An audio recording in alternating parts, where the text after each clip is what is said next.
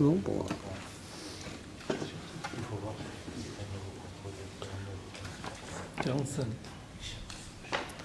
Alors on va démarrer. Pour laisser une chance encore aux retardataires, on va terminer d'abord un rush qu'on a laissé au milieu, vers la fin plutôt. Je rappelle le sujet.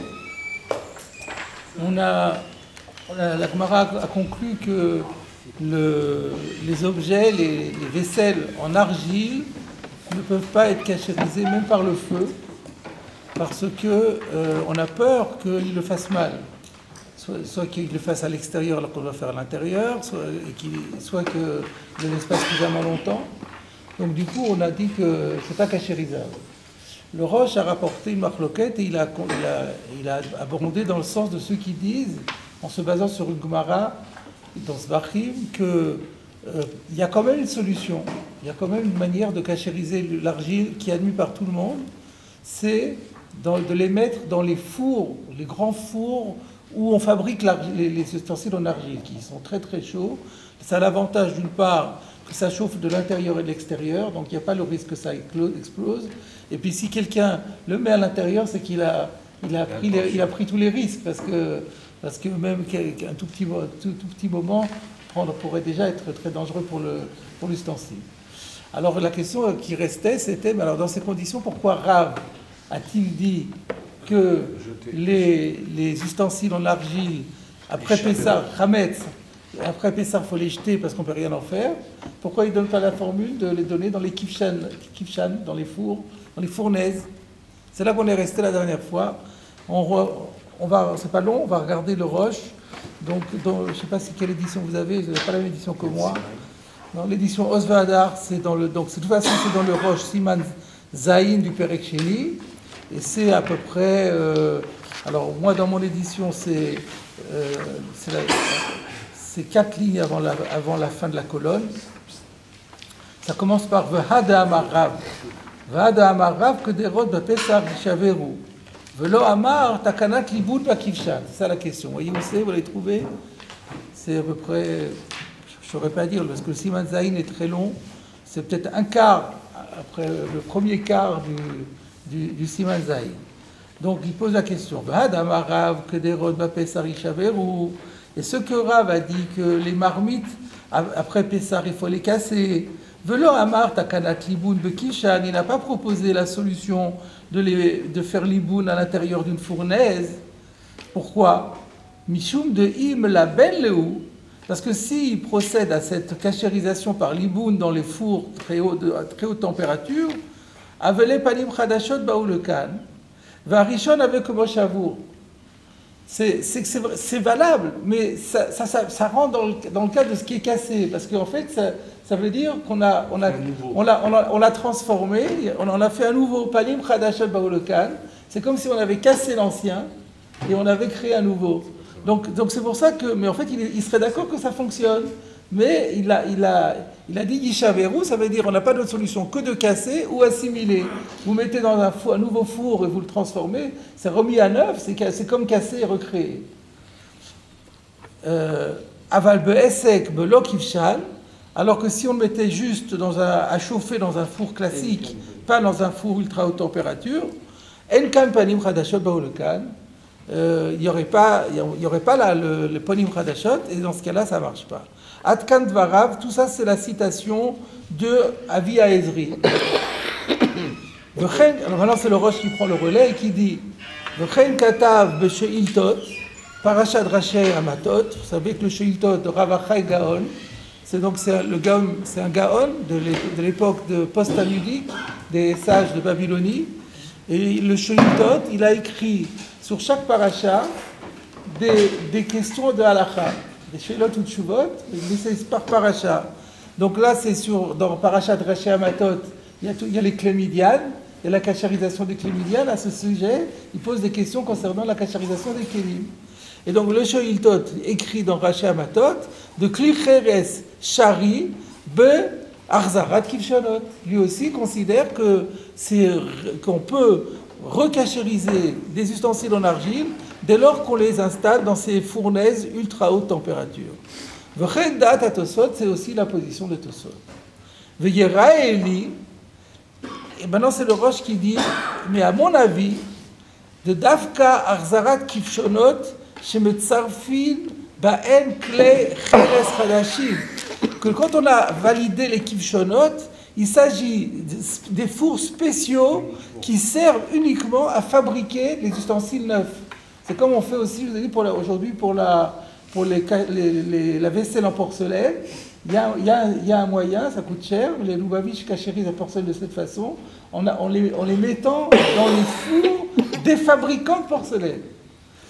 Et donc, là, oui, ça c'est permis, qui a eu de Perek Dam Khatat, c'est de ce type de four dont il était question dans la Gemara de Zvachim, qui va de Chliso l'Esek Gadol Kazé, Vadaï lo chayes alayou d'ilma paquet. Ça c'est le Roche qui rajoute. Moi j'avais donné cette svara-là, mais la Viezri ne l'avait pas donné. La Viezri avait juste dit de l'intérieur de l'extérieur. Si c'est l'intérieur de l'extérieur, un four classique, on pourrait dire aussi c'est l'intérieur de l'extérieur. Là le Roche dit je ne suis pas tout à fait d'accord. Il faut rajouter un autre paramètre. C'est dans ces fours-là qui sont tellement d'une chaleur tellement élevée, là c'est sûr que s'il est prêt à les mettre dedans, il n'a pas peur que ça se casse. Parce que sinon il ne prendrait pas le risque. Aval le tanourin shelanu, lo. Mais s'il s'agissait de nos fours à nous, non. De Ika le Meichash de Chayas Alayou. Parce que là, il y aurait à craindre qu'il ait peur de les abîmer. Veyotzi an minatanu, kodem shelit labnu etev. Et le risque, c'est qu'il les mette dans le four, mais il les sort trop vite, et avant qu'il y ait eu le temps nécessaire pour une cachérisation. Donc voilà la conclusion du Roche. Les fours classiques, non. Le four de fabrication des plats en argile, oui. Je vais juste vous citer le Shulchan Aruch qui reprend mot pour mot ce qu'a dit le Roche. Donc c'est dans le Siman Tav Nun Aleph, Seif Aleph. Il commence dans le dîner à Galat Kilim, il a commencé par parler de Kderot Shel Cheres, donc Shenishtam Shubayim Chametz Kol Hashana, etc. On avait vu déjà. On peut les garder pour après Pessah. Et donc lui, on n'est pas passé comme Rav. Donc nous, on peut les réutiliser sans les cachériser. Par contre, après il aborde, peut-on les cachériser pour Pessah? Aval, Esek, Shiasikem Be'esh, Enomaim Laem. Simplement les mettre dans un feu, les faire chauffer sur un feu, ça ne marche pas. Velo le shum kli cheres, et pour aucun autre ustensile en argile, Shenishtabaesh ben chamin, avec lequel qu'il aurait utilisé à chaud avec du chametz, à filou shelo al yedei haour, même si c'était pas sur la flamme, et là chez Ira le Torah chotrin, même si c'est simplement on a versé de la bouillie de blé sur une assiette en argile, c'est terminé, on ne peut pas la cachériser. Même s'il est rempli avec de la braise, c'est interdit. Pourquoi? On avait vu dans la Gemara que ça fonctionnerait. Fondamentalement, s'il met de la braise et qu'il laisse le temps qu'il faut, c'est bon.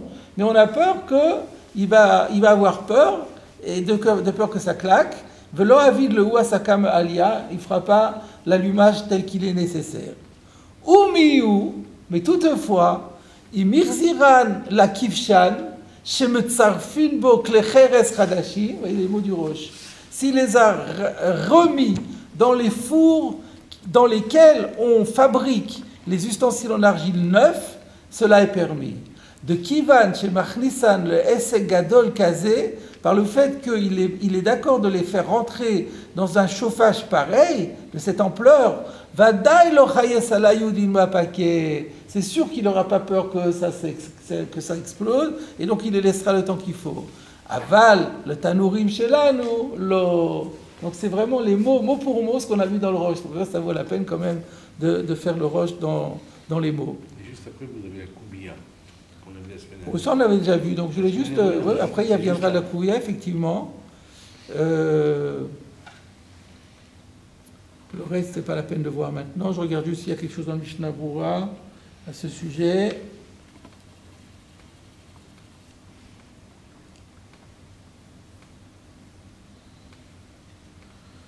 Bon, tout ça, on l'a vu. Voilà, on va prendre la suite de la Gemara maintenant. Je viens à vous préparer.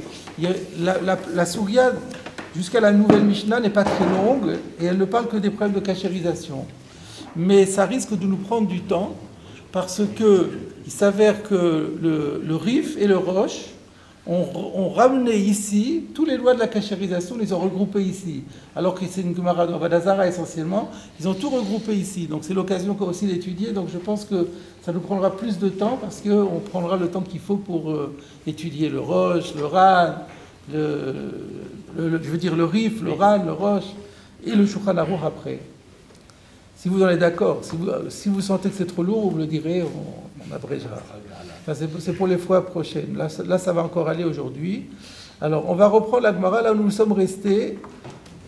Amarle Ravina le Ravashi. Vous voyez où c'est? À peu près une dizaine de lignes à partir du haut. Ravina a posé la question à Ravashi. Je rappelle que Ravina et Ravashi sont les derniers Amoraïm de la Gemara. C'est Ravashi qui a écrit la Gemara, qui a mis par écrit la Gemara, le Talmud Bavli, et Ravina l'avait aidé et avait mis la dernière main. J'avais déjà dit ça à la 4e ligne, on l'avait déjà vu, Ravina avait parlé à Ravashi. Donc maintenant, c'est comme si on disait, et Ravina a encore dit à Ravashi. En fait, la Gemara, elle regroupe les enseignements ensemble, c'est les mêmes maîtres, et c'est un problème de kashérisation. Alors, qu'est-ce qu'il pose comme question? Hanes akine de Pisra, Echi avdinanu. Les couteaux qu'on veut utiliser à Pessah, comment on va les traiter? C'est-à-dire, est-ce qu'il y a un moyen de kashériser les couteaux Chametz pour les utiliser à Pessah?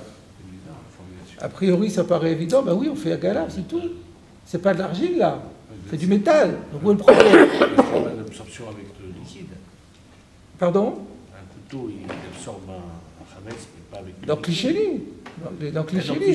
Donc, à Calvachomer, qu'à Gala, ça devrait fonctionner. A priori, un couteau. Comment on utilise un couteau? Parlons, puisqu'on parle des couteaux, réfléchissons à l'usage d'un couteau. En général, un couteau, c'est pour couper un solide qui se trouve dans une assiette. Donc ça veut dire qu'on a déjà transvasé du Keli Rishon dans le Keli Sheni. Keli Sheni est nomme Vachel, déjà. Et ensuite, on va couper. Alors, ça peut être du pain, ça peut être du pain chaud, ou ça peut être de la viande, des choses comme ça. Donc on se pose un peu la question, mais pourquoi il lui a posé cette question-là? On va voir la suite. Est-ce qu'il y a un Rashi là-dessus? Est-ce qu'il y avait un Rashi à ce stade-là?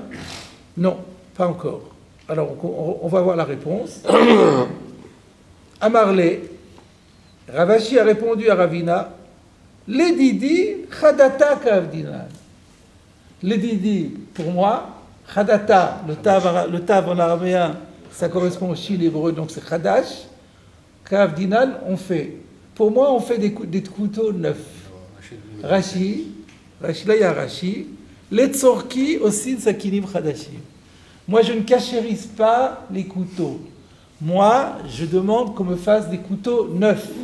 Donc, sous-entendu, la cachérisation ne marche pas. Donc, c'est encore plus étonnant que ce que... Alors, Amarle, il lui a dit, Tenachmar de Efcharle, ça va bien pour vous, qui en avez les possibilités. Financières, ce que dit Rashi. Le mar, Efcharle, Share Ashirata. Toi, tu es un chéri, donc tu peux te permettre, mais tout le monde n'a pas la chance d'avoir tes moyens. Et par conséquent, comment les autres vont faire? Alors il a dit, donc je reprends dans les mots, Teinachmar de Charlet, ça va bien pour vous. Le mar, c'est une manière, on parle à la troisième personne du singulier, c'est le vouvoiement français, la pourvue de politesse. De Charlet, parce que vous pouvez. De l'eau Charlet maille, mais quelqu'un qui ne peut pas, qui n'a pas les moyens, comment il va faire? Amarle, il lui a répondu, Anak en chadata kamina, mais tu n'as pas compris ce que je t'ai répondu. Moi, ce que je t'ai dit, c'est que je les rends comme neufs, mais je les cachérise. Alors, comment on procède? Anak en chadata kamina. Voilà comment on fait. Alors, Katayu betina. Kata, c'est le manche. Parce que dans un couteau, il y a deux parties. Il y a la partie, la lame, qui est en métal. Il y a le manche, qui est en différents matériaux. Ça peut être du bois, ça peut être du métal, ça peut être de l'ivoire, on verra, il y a toutes sortes de cas. Etsem. Donc, Etsem, c'est encore autre chose. C'est des os, mais c'est pas de l'ivoire. L'ivoire, c'est keren. Et donc, on enveloppe le manche dans de la boue, betina, dans de la terre, ou parzelayou benoura. Parzelayou, c'est comme barzel, le P et le bet. Ils ne sont pas alsaciens, mais quand même. Et donc, ou parzelayou benoura, et la partie fer, donc la lame, on la met carrément dans le feu.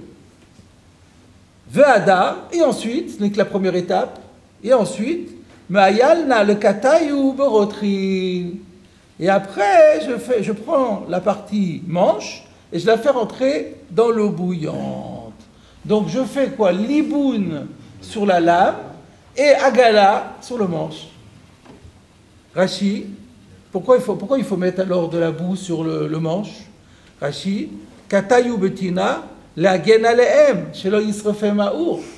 Parce qu'il faut les protéger, parce que si on protège pas le manche, qui peut être en bois, du feu, on va faire l'iboun, le bois va brûler. Donc c'est pour protéger. En fait, quand on a mis de la terre ou de la boue par-dessus, c'est pas la cachérisation, c'est juste une mesure de protection pour que le manche ne soit pas abîmé par la cachérisation de la lame. Ensuite, on enlève la boue et on cachérise le manche. Voilà ce que dit Ravashi. Et la Gemara continue. Ve'il cheta. En général, quand il y a écrit ve'il cheta, non. Habituellement, quand vous avez dans la Gemara ve'il cheta, je dis habituellement parce que ici, ce ne sera peut-être pas le cas. Mais habituellement, quand on dit ve'il cheta, c'est la Gemara qui prend le relais. Mais c'est plus l'époque des Amoraïm, c'est plus l'époque de Ravina et Ravashi, c'est postérieur à Ravina et Ravashi. Voilà, les maîtres de l'époque, entre les Géonim et les Amoraïm, c'est les Saboraïm. Il y a encore des passages de la Gemara qui ont été remodulés par les Saboraïm. Et en général, chaque fois que vous avez Ilcheta, c'est les Saboraïm qui ont tranché. Et l'Alacha est comme eux, quoi qu'on fasse. C'est sauf à Gemara. Alors, Ilcheta, alors là, l'Alacha est Idi ve'idi berotrin ou bekli rishon. Alors là, c'est très compliqué parce que comment imaginer que les Saboraïm, ils vont aller à l'encontre de Ravashi? Parce que Ravashi, il a donné la halakha. Et eux, ils viennent et disent non, on est plus méquille que ça. Si encore il était marmire, je dis pas, mais ils sont plus méquilles. Qu'est-ce qu'ils disent? C'est pas comme il a dit, on fait l'iboun sur la lame. Idi ve idi, l'un et l'autre, c'est-à-dire la lame et le manche, berotrin, dans de l'eau bouillante. L'eau bouillante comment? Des clirichon quand même, un clirichon, pas un clichéni. Pas un clichéni avec de l'eau bouillante, ce qui est très dur à obtenir. Enfin, pour imaginer, c'est dur à obtenir, parce que quand vous avez de l'eau bouillante d'un kéli richon et vous le versez dans la clichéni, il y a un choc thermique, c'est rare que ça boue encore. Mais bon, on dirait que ça sera encore bouillant. Non, il faut que ce soit dans le kéli richon. Donc, une vraie agala, en fait. Voilà la conclusion du sujet. Rashi, ve'il cheta, lot sarir lot vinu benura. Donc Rashi précise bien les choses. Il dit c'est pas la peine d'introduire la lame dans du feu. Et là, parzalayou, kikatayou, nami. Mais la partie fer, c'est-à-dire la lame, au même titre que la manche, le manche plutôt, nami sagilou bagala borotrin. Ça leur suffit aussi de faire ébouillantage dans de l'eau bouillante, agala berotrin. Donc c'est clair que c'est en retrait, c'est en coula par rapport à Ravashi. Voilà. Alors je propose, pour commencer, de voir le Tosfot sur ce sujet. Vous avez sur cette phrase que nous voulons voir, il y a un Tosfot. Ve'il cheta, idi ve'idi berotrin. Teima. Alors là, Tosfot s'étonne. Nous, on a une question, nous, on a déjà une question, je repose la question qu'on n'a pas résolue, c'était, mais pourquoi Ravashi a tenu à faire l'iboun? Bon, on a vu que c'est pas finalement, on le retient pas. N'empêche qu'après, lui, il disait qu'il fallait faire l'iboun dans la lame. Et pourquoi il faudrait faire l'iboun dans la lame? Alors on est dans Clichéni, On est dans Kli-Sheni. Donc Kli-Sheni, une gala normale devrait suffire. Et c'est d'ailleurs ce qu'on dit. Je comprends très bien la conclusion. La conclusion me va bien. Mais pourquoi est-ce que Ravina a posé la question, Bichlal, et pourquoi Ravashi lui a été si marqué dans sa réponse? Mais d'après ce que vous dites aussi, vous avez quand même une question, parce que puisque vous avez dit que c'est que dans un Kli-Sheni, on n'avait pas besoin d'une gala de Kirishon. On pouvait se suffire de Hiroui mit Kirishon. Oui. Donc déjà, vous avez une question suggérée comme ça dans votre... Oui, effectivement. Alors, on va voir lorsque Tosot va peut-être nous rajouter des éléments que nous n'avions pas. Et effectivement, lui, la question de Tosot, c'est complètement à l'envers. Teima, c'est étonnant, de Tanya Betosefta d'Avodazara. Parce que dans toutes ces 10 livres de cachérisation, on les retrouve dans le traité à la fin de Avodazara, et aussi dans la Gemara et dans la Tosefta. Qu'est-ce qui est écrit dans la Tosefta d'Avodazara?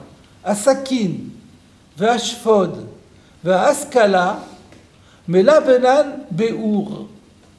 Donc, le couteau, la broche et les grilles.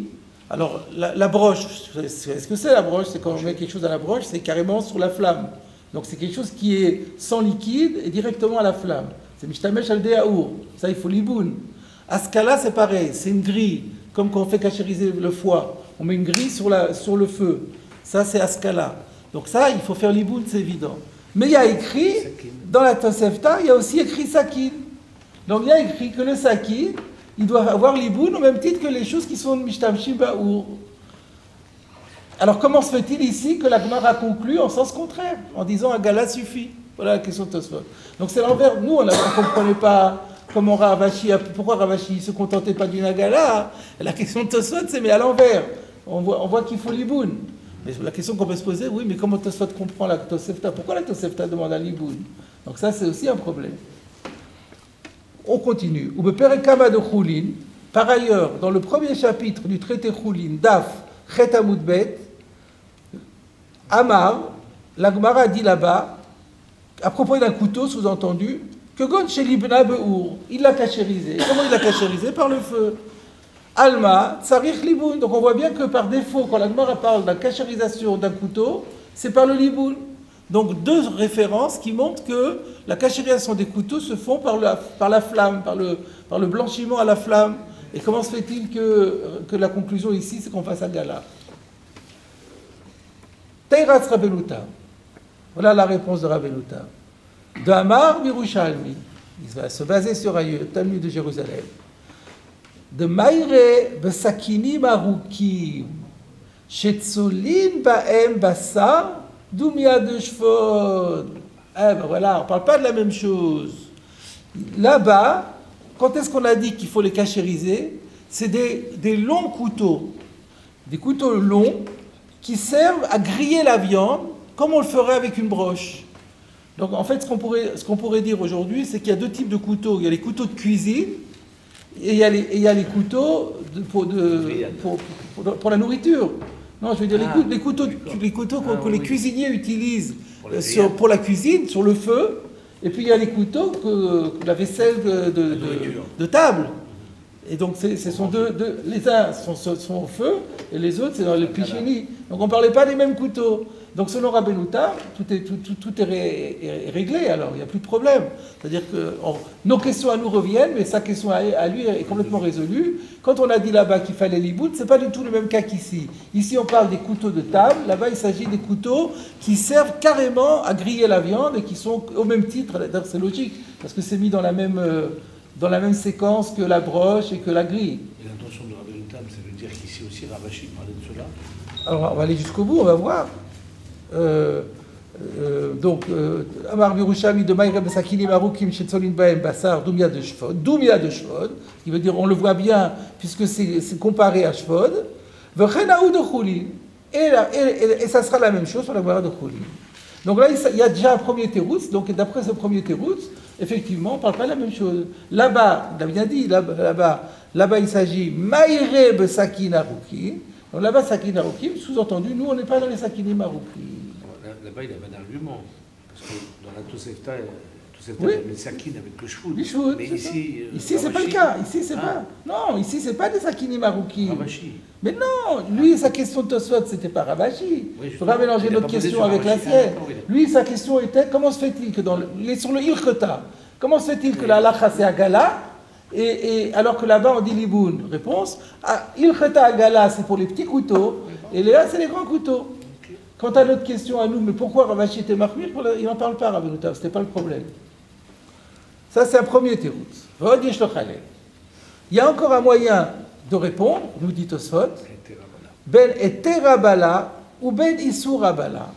On peut dire que la Gemara là-bas, c'est pas probant par rapport à notre Gemara ici. Pourquoi? Parce que là-bas on parle de couteaux qui ont été achetés au Goyim, qui ont servi avec de la viande treif. Et alors que nous on parle de Chametz, un problème de Chametz. Quelle est la différence? Au moment où le couteau absorbe le goût qui fait problème, là-bas c'est du goût de Issour. Alors c'est ce qu'on appelle Issour Abala. Nous, c'est le Chametz, quand on l'a utilisé pendant toute l'année, le Chametz c'est Moutar. Donc c'est du Éther, voilà. Et alors, Yesh le Chalek ben Éther Abala ou ben Issour Abala, il y a lieu de faire un distinguo entre le cas où l'ustensile a absorbé quelque chose de permis et qu'il faut quand même cachériser par la suite, ou bien le cas où c'était dès le début quelque chose qui était interdit, qui a été absorbé. Comment on peut être mochalek? Que le mochalek Ravashi b'shili masechet avodah zara.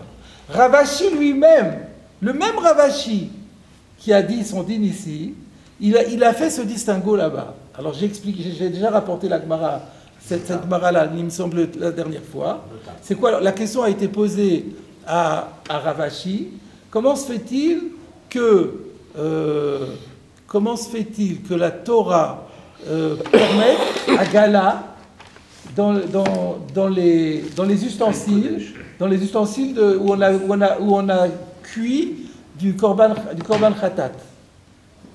Le korban khatat, il faut le cachériser parce qu'il devient notar, mais la Torah dit on peut le cachériser par la Hagala.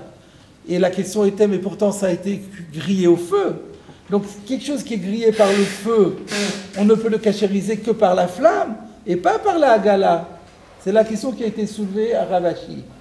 Alors la preuve, c'est donc il y a une contradiction entre le din de Sakin, Shvod, Askala. D'un côté tu me dis que Sakin, Shvod et Askala, il faut le label Beur, et là-bas on voit dans la Torah que pour le Korban Khatat, où ça avait aussi servi à faire l'iboun, et ben on fait Agala, ça suffit.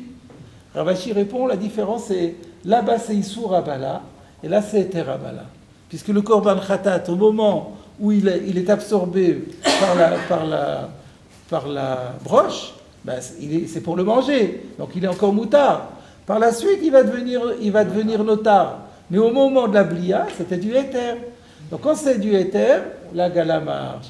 Il faut regarder le moment de la blia. Donc si au moment de la blia c'était du éther, on peut faire un gala.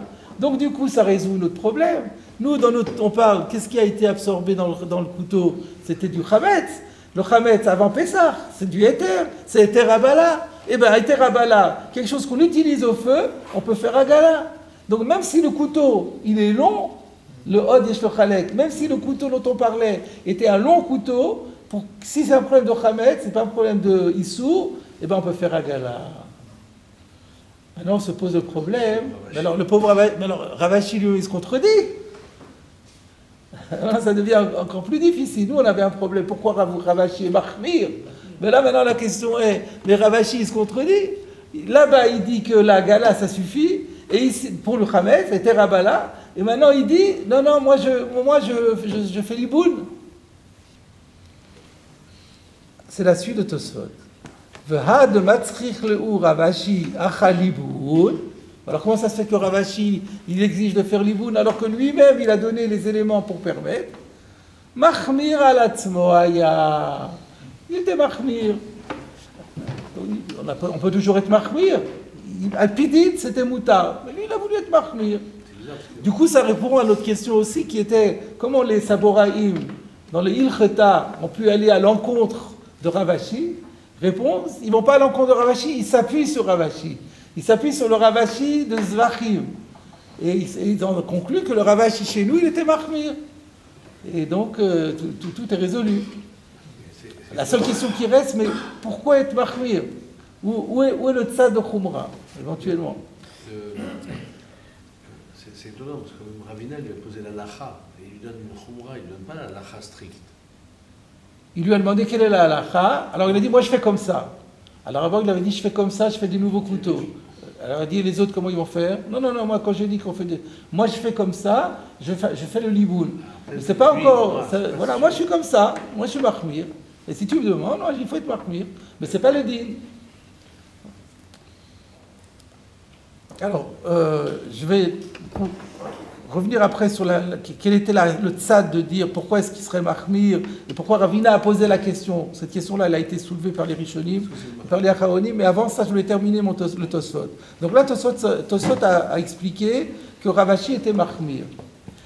Dans Tosfot à Rashba, il rapporte encore une autre réponse au nom de Rabbi le riz d'Orléans. C'est quoi le riz d'Orléans, Rabbi?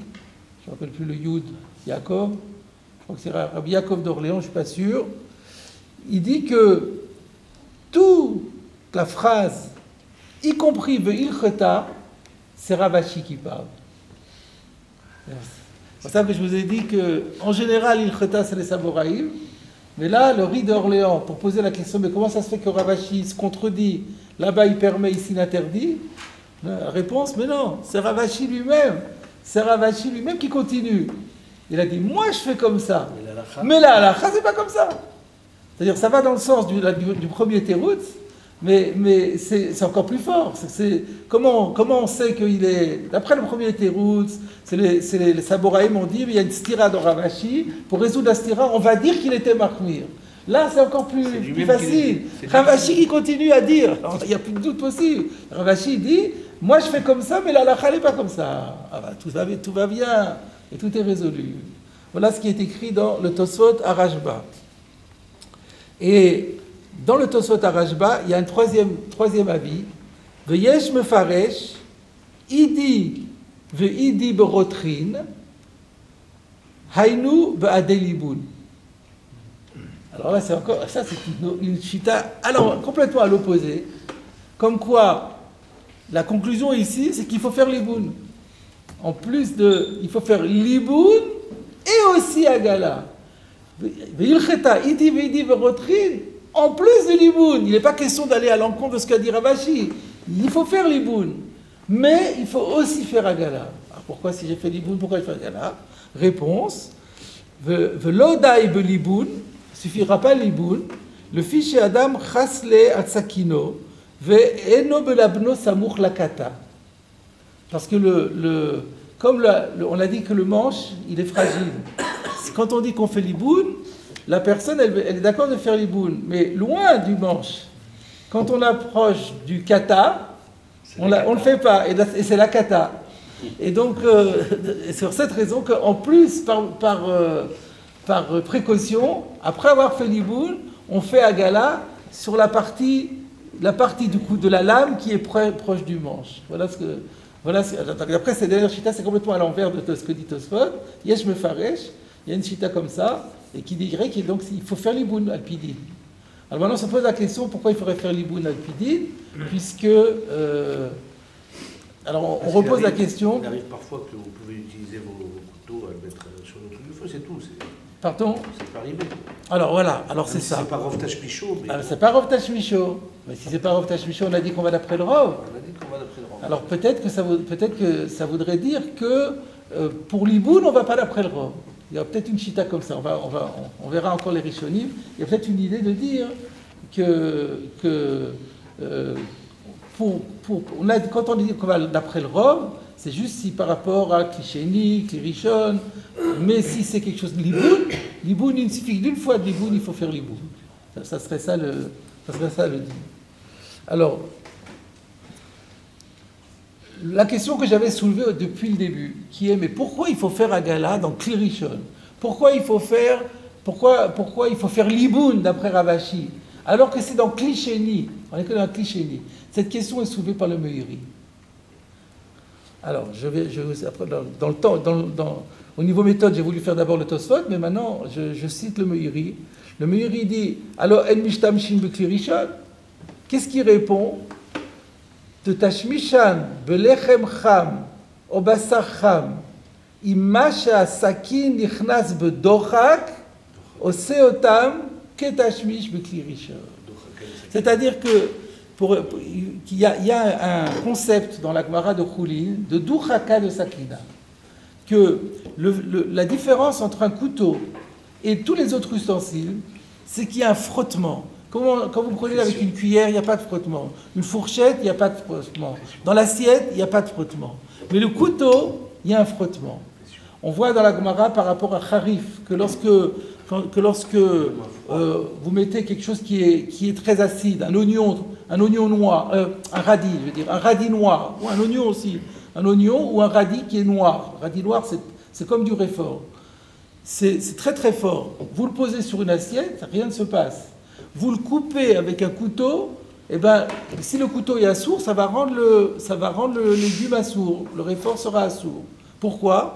Parce qu'il y a Harif plus Durka de Sakina. Donc le Durka de Sakina, ça augmente l'absorption. Donc le Meiri nous dit, quand vous avez un Kli-Sheni, et que sur le Kli-Sheni, vous rajoutez Durka de Sakina, ça crée une absorption équivalente à celle d'un Kli Rishon. Et c'est pour ça qu'il faut faire la Hagala. C'est une très bonne réponse, sauf qu'il reste un problème avec le manche. Le Mirtam demande, oui, mais on a vu qu'il faut faire Hagala sur le manche aussi. Dans le manche, il n'y a pas d'Urka de Sakina. S'il est en métal, on va dire Cham Miksato, Cham Kulo. À la rigueur, et encore, Cham Miksato, mais pour Durka de Sakina. Le Durka de Sakina. Quand il y a Durka de Sakina, là partout il n'y a pas Durka de Sakina, on va dire Hamik Tato Hamkulo. Ça, on n'a pas vu cette réponse-là, je ne l'ai pas vue. Alors le Mirtam complète en disant que le manche, on l'utilise parfois dans de l'eau bouillante ou dans de l'eau chaude. C'est-à-dire qu'il y a deux usages. Il y a l'usage du couteau de lame, et ça effectivement, c'est Durka de Sakina. Et quand on a dit qu'il fallait cachériser le manche, c'est parce que parfois on utilise le manche en le mettant même dans un Kli Rishon, peut-être pour mélanger ou des choses comme ça. Et c'est la raison pour laquelle on a demandé de faire. C'est le Mirtam qui dit ça, c'est pas Mim Tochvin Oto Bagdera. Alors, un peu dans le même esprit, mais un peu différent. Vous voulez dire quelque chose? C'est différent, on retourne pour le café, on retourne de manche. Ah ben voilà. Alors, le café, c'est Kli-Sheni, a priori. Mais dans la marmite aussi, voilà. C'est ça la réponse du Mirtam. En tout cas, au Moyen-Âge, on devait faire comme ça.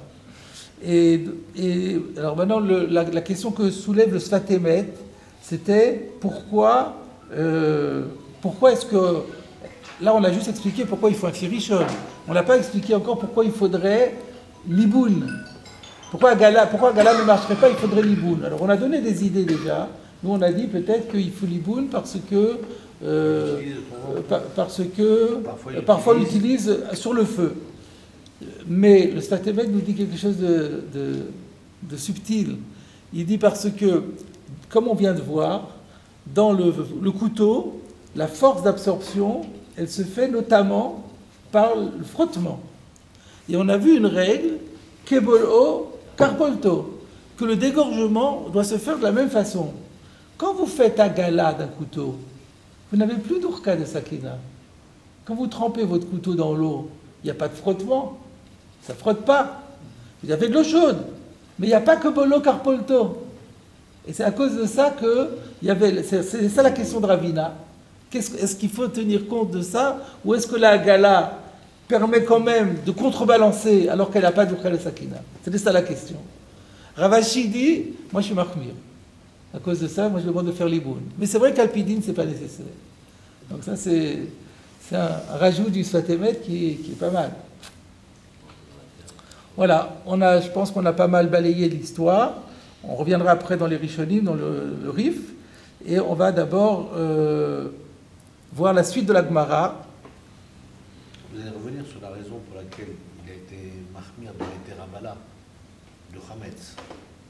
pourquoi il a été marmir Ravashi, dans les alors que Terabala. lui-même, il a dit dans Oui, Nota. ben, d'après ce qu'on le Sfatemet, par exemple, ça répond. Là-bas, on ne parle pas d'un couteau, on parle d'une broche, on parle d'un scala. Alors là, effectivement, et Terabala, on peut faire un gala. Mais là, il y a un problème de Kobolo Karpolto. D'après le Terouz, d'après le Sfatemet, on a déjà un Terouz. Mais après, on va voir qu'il y a. Après, on va voir un autre Terouz dans les Rishonim. On verra dans le Ran. Alors, juste, il y a encore un mot dans la Gemara, pas long. On reprend la suite de la Gemara. Amar Ravuna, bre de Rav Yoshua. Ravuna, fils de Rav Yoshua, enseigne. Etz parur, magilo, berotrin ou beklirishon. Alors, il s'agit de savoir qu'est-ce que c'est que Etz parur. On verra plus loin qu'il y a un autre pshat que Rashi, mais d'abord on va faire le pshat de Rashi. Etz parur, shema gisinbo akedera. C'est ce qui sert à touiller la marmite. Donc on comprend que, donc c'est ce qu'on dirait en français une spatule. Une spatule, ça sert à touiller la kedera. Maintenant, comment ça rentre dans les mots? Etz, c'est une baguette en bois, spatule en bois. Parour, c'est dans la Torah, parour. Ou vichelou ba parour. À propos de la manne. Quand on parle de la manne, on dit, on la cuisait ba parour. Si vous regardez le Rashi à la Torah, il dit parour kedera. Donc, etz parour, etz kedera. C'est la spatule qu'on utilise dans la kedera. Donc, on parle maintenant d'une spatule en bois, etz, qui peut se cachériser, le bois peut se cachériser. On l'a utilisé pendant toute l'année avec des planètes. Est-ce qu'on peut l'utiliser à Pessah en cachérisant? Oui. Ravuna Bre de Rav Yoshua nous dit que oui. Mais de quelle façon? Magilo, berotrin ou beklirishon. Il faut faire agala, berotrin et aussi dans klirishon. C'est quoi le chidouche? La Gemara elle dit kasavar kebolo karpolto. Alors, c'est quoi le chidouche? C'est-à-dire, on aurait pu croire. Alors, est-ce qu'il y a un Rashi d'abord? Kebolo karpolto. Kebolo mitor klirishon, karpolto miklirishon. C'est-à-dire, tu aurais pu croire, tu aurais pu penser que. Est-ce que c'est une kula ou est-ce que c'est une khumra? Paro, magilo, berotrin ou beklirishon. On a l'impression que. On aurait pu penser qu'on n'a même pas besoin d'un klirishon. Alors, on dit non, kebolo karpolto. On aurait pu, par rapport à quelqu'un qui aurait dit j'ai du rotrine, ça boue, mais c'est pas l'enclirichon, c'est l'enclichénie, ça va du moment que ça boue, ça fait un gala. Ah non, non, tu ne peux pas dire ça. Si ça avait été dans l'enclichénie, oui. Mais là, comme c'était dans l'enclirichon, kebolo karpolto. Donc il faut que ce soit l'enclirichon. Pardon? La vamina, c'était comme du moment que ça boue, donc ça fait une agala. C'est ça la vamina. Ça veut dire qu'on pensait que ce soit un chéni. Pardon? Vous avez dit que le chidouche de la formulation, c'est Ubikirishon. Ubikirishon. On aurait pu penser que ça suffit de faire rotrine dans Klisheni. Comment ça? Comment on aurait pu penser ça? Ben, puisqu'il y a du moment que ça fait. On aurait pu penser la gala, c'est une question de bouillir, donc ça boue. Vous avez déjà dit que c'est pas facile de trouver un rotrine dans Klisheni. Mais à part ça. Oui, mais si je le trouve, donc je ne peux pas toute la vamina, c'est que c'est un phénomène physique.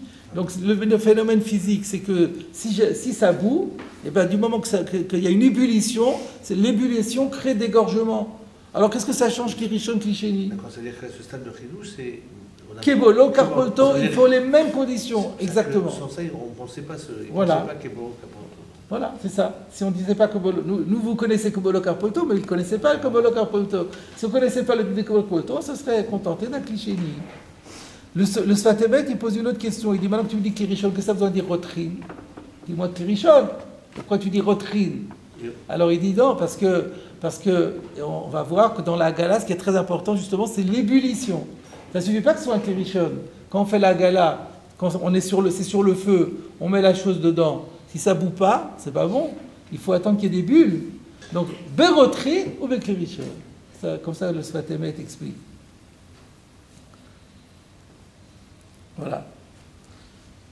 là, on peut mettre la pause sur ce passage. Et maintenant, je vous invite à regarder le Rif sur ce que nous avons vu. Donc c'est un passage court, il y a les couteaux et il y a la spatule. Alors, dans le Rif,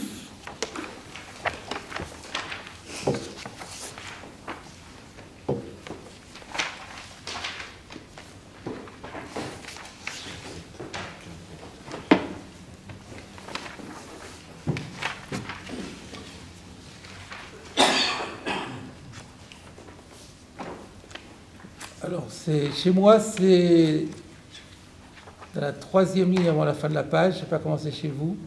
Ça commence par Ane Sakine de Pisra. Ve'ane. Ve'ane Sakine de Pisra. Magil ou le Katayu Berotrin ou Beklirishon. Vous remarquerez, je n'avais pas remarqué au début, après les Rishonim me l'ont fait remarquer, c'est pas la même girsa que chez nous.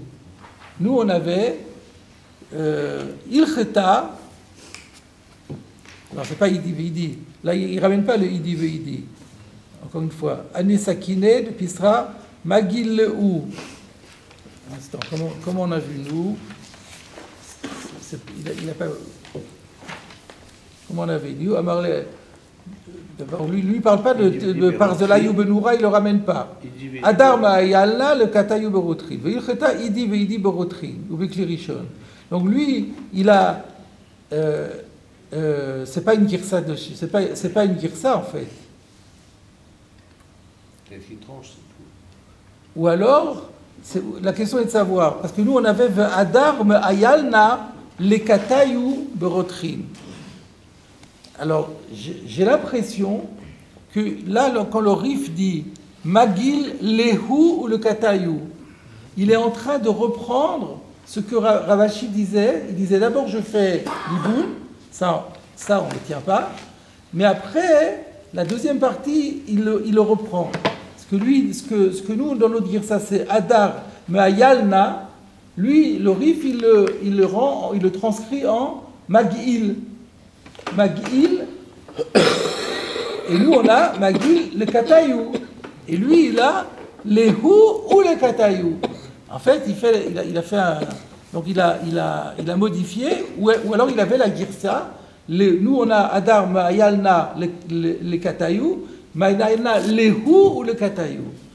On a l'impression que peut-être, c'est pas sûr, il avait cette Girsa dans la Gemara. En tout cas, ce qu'il dit, il ramène pas Idi Veidi, il ramène la deuxième partie de Ravashi, il dit voilà, les couteaux à Pessah, on les cachérise, eux avec leurs manches, et eux et leurs manches, les deux, la lame, c'est-à-dire Sakine, c'est la lame proprement dite, ou le Katayou et le manche, Berotrit, dans de l'eau bouillante, ou Beklirishon, donc Klirishon.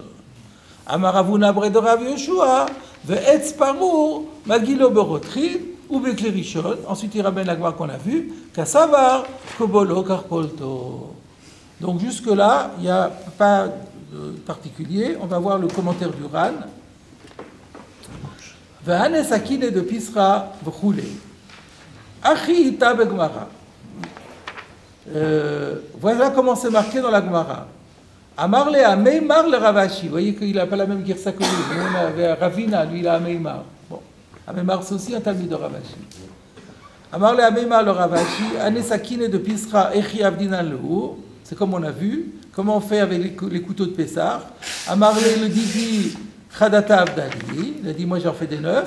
Amarle Tenachmar d'Efcharle, ça va bien toi, tu as la possibilité. De l'eau Efcharle Maï, quelqu'un qui n'a pas la possibilité, qu'est-ce qu'il va faire? Amarle Ken Khadata Kamina, mais non, tu n'as pas compris ce que j'ai dit. Moi j'ai dit c'est comme des 9. Mais Ayel Katayu Betina, Parzalayou Beloura, Ve'adar, mais Ayel Lehu, le Katayu, regardez. Là le Ran rapporte la Gemara qu'on avait chez nous, mais pas comme on avait nous. Adar Ma'ayel le Katayou. Lui, il a Adar Ma'ayel lehu le Katayou. Il a rajouté le mot lehu. On n'avait pas nous. Je suis d'accord. Vous êtes d'accord? On avait le Katayou. Et lui, il a lehu le Katayou. Ça revient exactement au même. Ça ne change rien. Lehu, c'est le pronom personnel. Ma'ayel lehu le Katayou. Berotrin. Ou Beklirishon. Alors que moi, j'ai l'impression que le Rif, lui, il avait ça, Mayel Léou ou le Katayou. Voilà. On en reparlera. Pérouche. Explication de la Gemara. Mishumachi amar le ou Katayou betina ou parzalaou benura. Voilà la raison pour laquelle il leur a dit de mettre le manche dans de la boue et le fer de la lame dans le feu. Mishum de svirale. C'est comme le mirtam, ça ressemble beaucoup au mirtam. Pourquoi est-ce qu'il a demandé de faire kashérisation par ébullition du manche et la lame au feu? Parce qu'il pense que dans un couteau, il y a deux fonctions. Shnei tashmishin mishtamshin mishtamesh besakin. Echad al yedéaou, il y a une partie qui est carrément à la flamme, que en shfod, et qui joue le rôle de la broche, c'est la lame qu'on met pour faire des broches, des grillades. Ou becheni, berotrin. Et puis, à part ça, on le met parfois dans de l'eau chaude, ou dans de la soupe, ou dans des liquides chauds. Alors on a dit, c'est sans doute pour faire office de cuillère, pour touiller, pour faire office de spatule. On n'a pas toujours tout ce qu'il faut. Donc, c'est pour ça qu'il faut les deux choses. Ve'oto tashmish al-edeaou. Et non magia le kito shel sakin. Alors, la fonction feu, évidemment, elle n'arrive pas jusqu'au manche, parce que sinon le manche se casserait. Avaloto tashmi chez berotrin magiabo. Par contre, le deuxième usage, qui consiste à touiller, à mettre dans un liquide chaud, là, le manche est partie prenante. Ou le fika hamrou, c'est la raison pour laquelle ils ont dit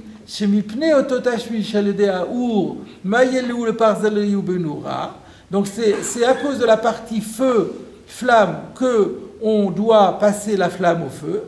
Ou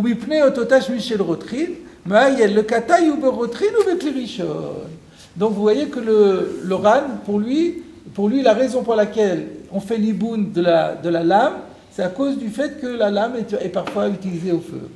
Et c'était ça la Khumra de Ravashi. Et Alpidine, on n'a pas besoin parce que c'est pas le rov. Mais lui, il n'a pas justement laissé entendre qu'il y a un rov ou un miout de tashmish. Il a dit c'est ça, le tashmish. C'est un peu étonnant. Oui, enfin, à ce stade-là, ça serait normal que, comme il veut expliquer, il veut expliquer pourquoi Ravashi, donc il se place dans la chita de Ravashi. Ou Mehashaminan, d'ici on apprend, chez Keli, chez Matechet, chez Mishtamshin, de Miktsato. Donc, qu'est-ce qu'on voit d'ici? Que si on a un ustensile en métal, qu'on utilise partiellement, Kol Shemarchirin Mitsato, Dayo, il suffit de cachériser partiellement. Si on l'utilise partiellement, on le cachérise partiellement. Qui écrit, comment on le voit ça? Qui écrit d'Amrinan, comme ici on a dit, Parzelayou Benura, qu'on met la lame au feu, et ça suffit. Oui, mais attends, et l'autre partie, la partie manche, c'est pas la peine. C'est seulement la partie qui a été chauffée. C'est celle-là qu'on doit cachériser. Ça paraît simple. On va voir que tout le monde n'est pas d'accord avec ça. Alors, il pose même une question. D'abord, il confirme. D'ailleurs, c'est ce qu'on a vu dans Zvachim. Keli, va philo mitzat Keli. Velo amrou Keli, velo mitzat Keli, et la bekochim bilvad. Que la Gemara dit dans Zvachim que quand on cachérise à Keli, ça peut être même une cachérisation partielle. Et quand on a dit qu'il faut que ce soit l'ustensile tout entier et pas seulement l'ustensile partiel, c'est parce qu'il s'agissait de sacrifice. Dans la législation des sacrifices, on n'est plus marmire. Mais autrement, on peut cachériser partiellement, ça suffit. Maintenant, il pose une question. Oui,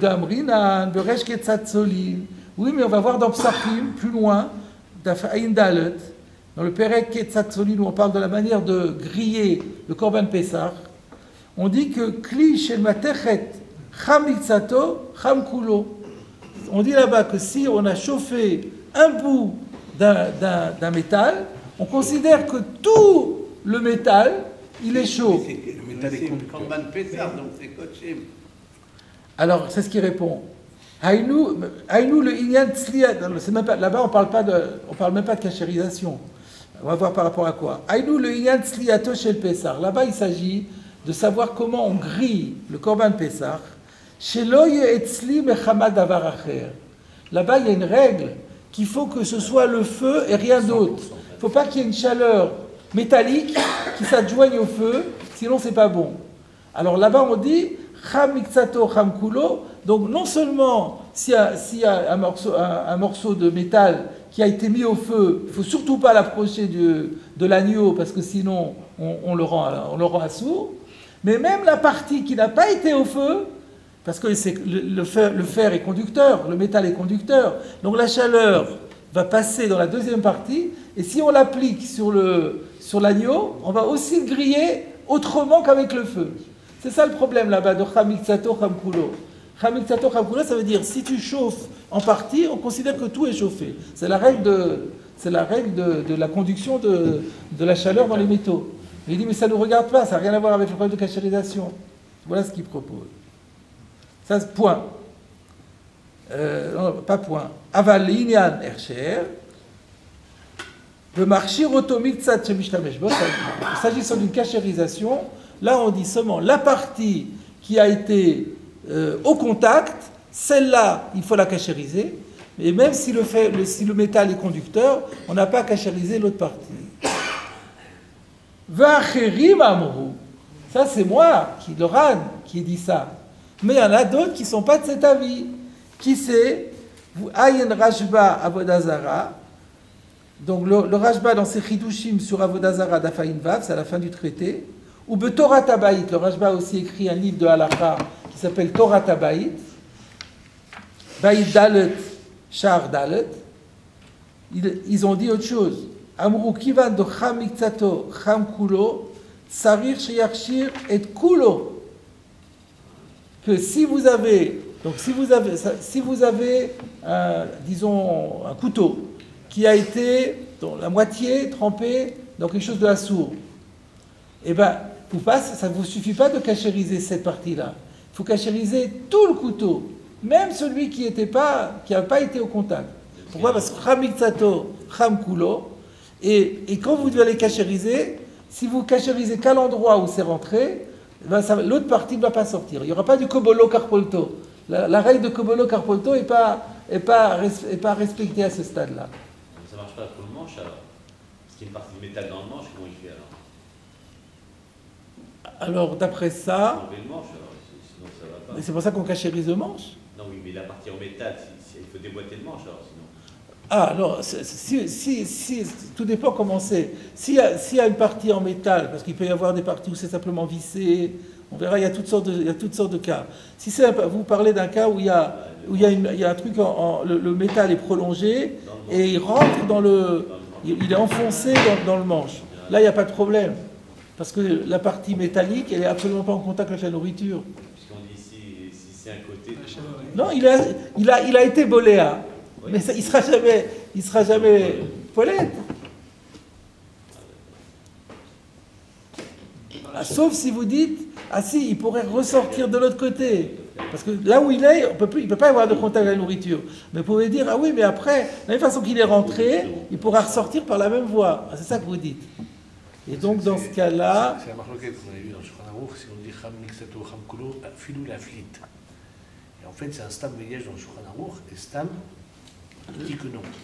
Comment non, on ne parle pas de ça là. C'est pas ça que vous dites? Non, ce que vous dites c'est juste, je vais en parler, mais là on parle d'autre chose. Là c'est Chamiksato Chamkulo, et donc la question est de savoir si, encore une fois, quelle est la question que vous avez dit? D'après le Rashba, d'après le Ran, il n'y a pas de problème. D'après le Ran, on va dire Chamiksato Chamkulo, Kebolo Karpolto. Donc s'il y a Kebolo Karpolto, il n'y a pas de problème. Mais si on ne dit pas Kebolo Karpolto, et donc que ce que dit le Rashba, alors on va aller jusqu'au bout. Qui va de Chamiksato Chamkulo, Tsarchiar Shiret Kulo. Alors vous posez la question, alors comment on fait? V'acha agala de levasof David le ou le katay ou samchina.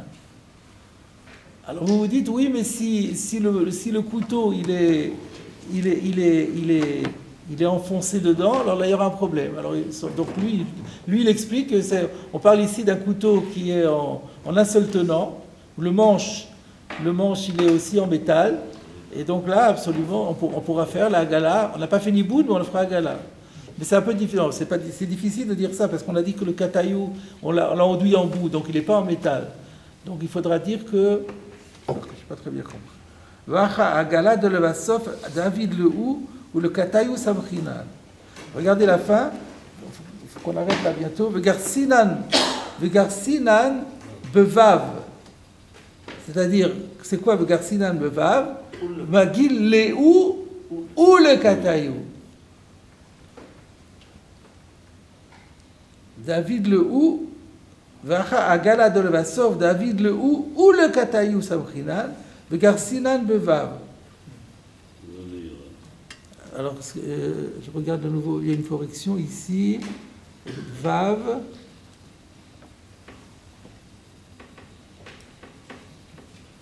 Non, hey, pardon, excusez-moi. Garsinan achi, ma'ayel le ou, c'est ce qu'on a dit. Ma'ayel le ou le kataïou bevav. Mais qu'est-ce que ça change? J'ai pas compris. Même si on a magil le kataïou, le sakil de Bisra, magil. Ah, il comprend magil le ou le kataïou. Ça veut dire il sort la partie. Ah, ça j'avais pas compris. Magil le ou le kataïou. La partie où il a fait l'iboun. Bon, mais il y a la partie intérieure qui se trouve à l'intérieur du manche, là aussi il va faire agala. Il fera agala dessus aussi. Magil le ou le kataïou. Velon le ira, l'oral il n'est pas d'accord, de iachi, par zelayou, benoura, lomani, velomidi. Alors pourquoi avoir fait un liboun? Puisque de toute façon, le liboun il ne va pas être suffisant. On va faire la agala, et la agala elle est suffisante. Alors fais la agala quand tu fais le liboun. Donc on a une marloquette. Alors c'est quoi ici la marloquette? Tout le monde est d'accord que chamiksato chamkulo, c'est-à-dire que si il y a du issour qui rentre sur la partie gauche, on considère que comme tout est chaud, ça va aussi rentrer dans la partie droite. Et après, si par exemple cette partie droite on la met dans du éther, ça va rendre assour. Ça c'est le din de chamiksato chamkulo. Mais la marloquette qu'il y a ici, c'est pour la cachérisation comment on fait? Est-ce que de ce